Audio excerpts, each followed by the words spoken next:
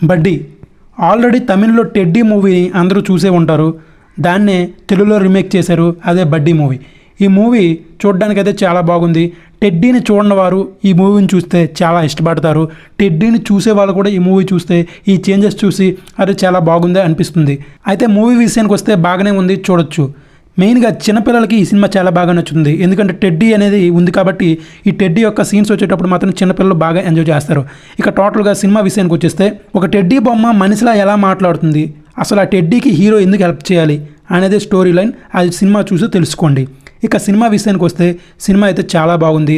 మెయిన్గా ఈ సినిమాకి ప్లస్ పాయింట్ ఏంటంటే హిప్ హాప్ తమిళ మ్యూజిక్, అతని సాంగ్స్ బ్యాక్గ్రౌండ్ మ్యూజిక్ అయితే అదిరిపోయిందని చెప్పాలి. ఇంకో ప్లస్ పాయింట్ ఏంటంటే మన pan India black busters movies కొన్ని రిఫర్గా తీసుకుని టెడ్డీతో కొన్ని యానిమేటెడ్ సీన్స్ వస్తాయి. అవైతే చాలా బాగుంటాయి.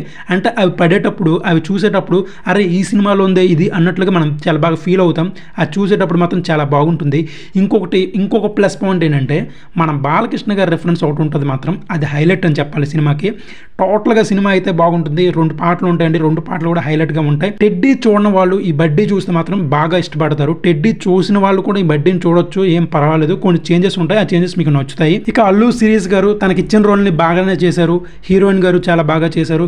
మిగతా క్యారెక్టర్స్ అన్ని బాగున్నాయి. టెడ్డీ క్యారెక్టర్ వచ్చేటప్పుడు మాత్రం చాలా బాగుంటుంది.